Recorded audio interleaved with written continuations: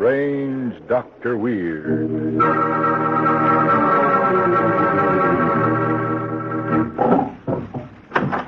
Good evening. Come in, won't you? Well, what's the matter? You seem nervous tonight. Perhaps the cemetery outside my house has upset you. But speaking of the cemetery, it reminds me of a story I want to tell you. About a murderer who was dead and buried, but who kept on killing people just the same. I call it Revenge from the Grave.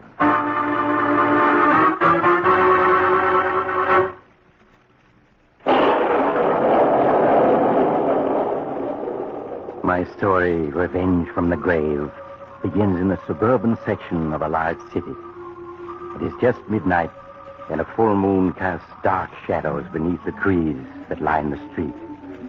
John Rogers, a businessman on his way home, turns a corner, but stops abruptly as a man with a scarf about his face steps out of the shadow. Just a moment, Rogers. Who are you? What do you want? I want to talk to you. Get out of my way. Not so fast. A gun? What are you threatening me with a gun for? What have you got that scarf covering your face for? Because my face?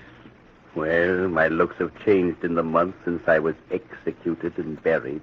But you recognize my voice, don't you, Rogers? Yes.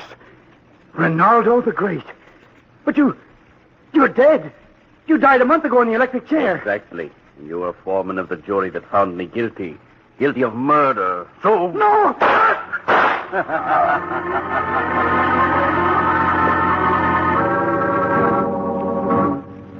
John Rogers' strange death remained a complete mystery to the police for a month. And then, early one evening, a pale-faced young man called upon Henry Wilson, the district attorney who had successfully convicted Ronaldo the Great, to tell him a story that Wilson found quite impossible to believe. Now, wait a minute. Let me get this straight.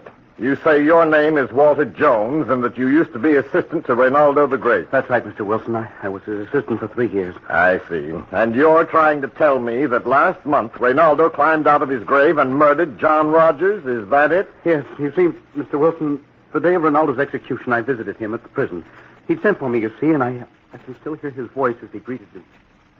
Well, Walter, so you came. Yes, Ronaldo. What can I do for you? Tomorrow, after I'm gone, you must get the names and addresses of the judge, the prosecutor, and the 12 jurymen who sent me to my death. Names and addresses? Yes. Write them down in my secret notebook and be sure to bury that notebook with me. I don't understand. Each month, on the night of the full moon, I shall return from my grave to execute one of the 14. I shall not sleep in peace until they are all dealt with. And did you put the names and addresses in his coffin when he was buried? Yes, and now I'm positive that Ronaldo is using them to get in touch with the 14 men he swore to kill. Please, Mr. Wilson. Tonight the moon is full. Unless you do something, Ronaldo will kill someone else. Perhaps even you. Oh, my boy. Go home and get some sleep and forget all this. Nobody's going to be murdered tonight by Ronaldo's spook. I personally guarantee it.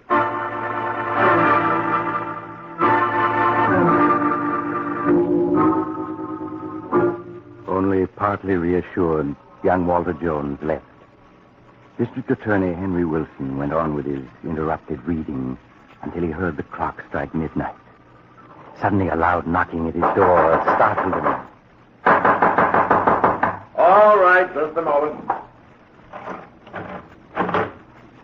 Who are you? You don't recognize me, Wilson. Not with that scarf wrapped around your face? No. The scarf is to keep from innocent passers-by a sight that should remain forever hidden within the darkness of a moldering coffin. But my voice, surely you recognize that. Your voice? Ronaldo the Great. Oh, no, that's impossible. Yes, Ronaldo. Come to call on you tonight, the night of the full moon, to kill you. Like this? So you refuse to believe in the powers of the great Ronaldo, did you? Just as the others on my list still do. But they shall learn that not even the grave can stand between them and the fate that is theirs.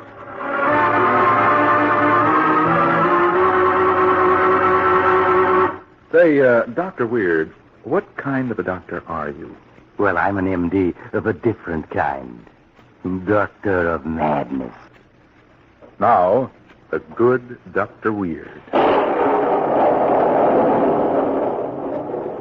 And now I'll continue my story, Revenge from the Grave. After the mysterious murder of District Attorney Wilson, young Walter Jones went to Judge Dexter, who had sentenced Ronaldo the Great to death. He told Judge Dexter the whole story of Ronaldo's vow of vengeance and was greeted, as he feared, with skepticism. Now, Jones, you want me to believe that Ronaldo the Great, dead and buried for 2 months, emerged from his coffin that night to strangle Wilson? It's true. I know it's true. If you really believe that, why didn't you go to the police immediately? They just have laughed at me. Besides, I didn't want to believe it was true. But tonight the moon is full again. Huh? And tonight he'll kill someone else unless we stop him. I know he will. Just what do you propose we do? We must go to the cemetery tonight. Just the two of us. And open Ronaldo's coffin. Take away that list of names and addresses that I buried with him. Then he'll be helpless. I see you believe all this, Jones. Well, just to set your mind at rest, I'll go to the cemetery with you and prove to you once and for all that Ronaldo the Great is dead and quite incapable of coming back to harm anyone.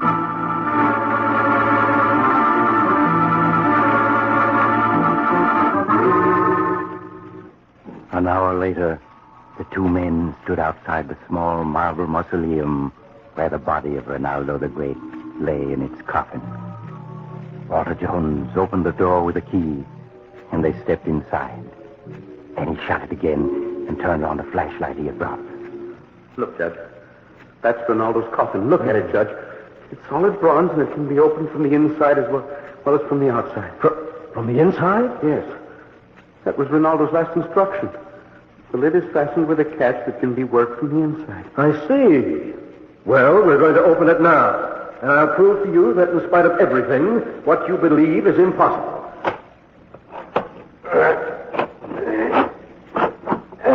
There. Now shine the flashlight inside. You see? Ronaldo. There's Ronaldo the Great. Dead if I ever saw a dead man. Now, are you convinced? Look. There's the notebook with the names and addresses of the men he swore vengeance on.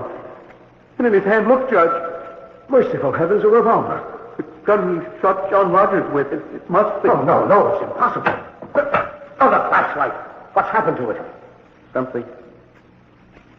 Something knocked it out of my hand. You fool, you dropped it.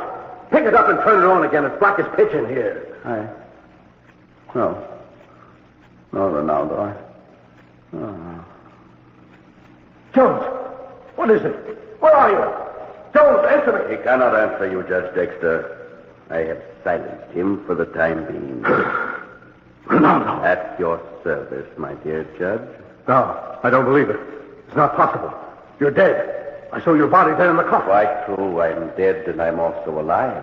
It's an interesting paradox, isn't it? Time now for you to suffer the fate to which you sentenced me. No, let me go. Let me go. You must die if I call the rape. You're sworn that you shall die, and you shall. No, if you won't let me go, I'll have to shoot. Now, where are my matches? Yes. There, now I can see.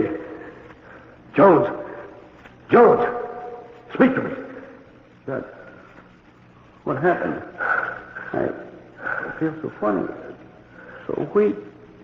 My chest hurts. Jones, I shot you with the gun we found hidden in Ronaldo's coffin. I had to. You would have killed me if I hadn't. I'd have killed you? Yes.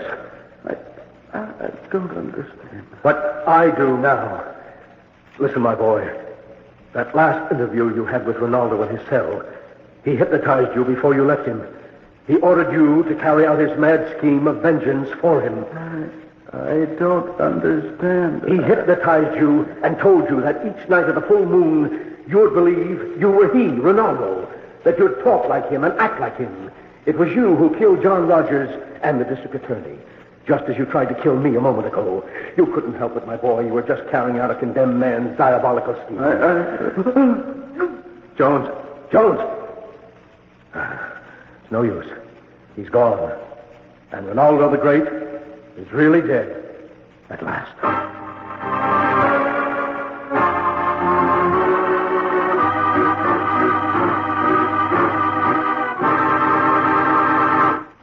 So that's the secret to how a dead man could continue to kill after his death. By hypnotizing his assistant into acting for him. Clever, wasn't it? Lucky Judge Dexter found that gun where poor Walter Jones had unknowingly hidden it in Ronaldo's coffin. Or Ronaldo might still be coming to life on nights of the full moon to continue his diabolical plan of revenge. Hey, you weren't on that jury that convicted Ronaldo, were you? If you were, I'd certainly... Oh, you have to go now. But perhaps you'll visit me again soon. Just look for the house on the other side of the cemetery, the house of Dr. Weir.